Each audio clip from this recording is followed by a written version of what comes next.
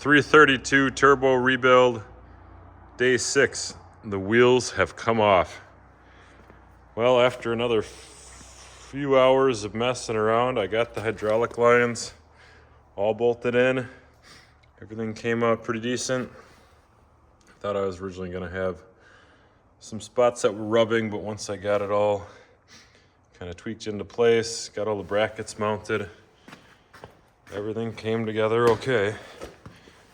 I had to bend a couple of the lines out of the way. You can't really see it here, but I think this one here will bend back once it gets close to the hydraulic pump for the hydro. Looks like I might have one of these bushings leaking. They're kind of a pain in the butt to get in and out, but well, I got everything apart now. It'd be the time to do so. For the hydraulic kit, they make you change out these longer isolators. I don't know if these hoses get too close, or maybe down there where it goes over the frame, something gets really close to the fender pan, but did that as well. So basically everything from the kit was used. The thing is spaced out. I think that's for if you got some material collection system or something. There's a cast iron piece that fits in there. So cross that one off the list. Is done, thank goodness. Now we can move on to the rear ends. So I lined them up here. I wanted to show you guys how much wider.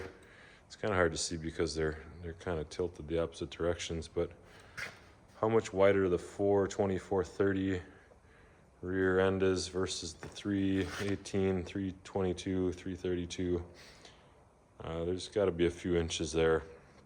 So again, I'm going to swap the axles from the 300 series into the 400 series differential, so I'll get the same track width.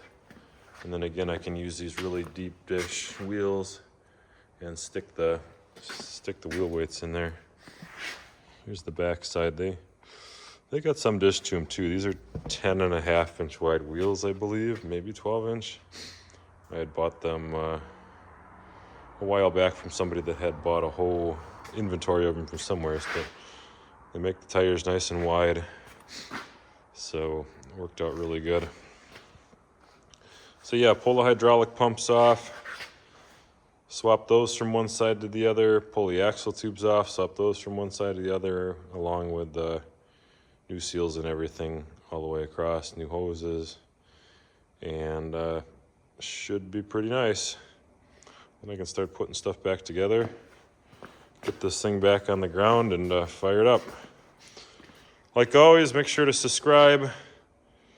See this project come to its end. I'll be making videos, even if it's little steps, just to kind of talk through the process, keep you guys informed. So I do have a couple things I want to try to figure out with the turbo as well, the oil return hose and some other things. So might visit that yet too before this thing gets put back into storage for the winter. So all right,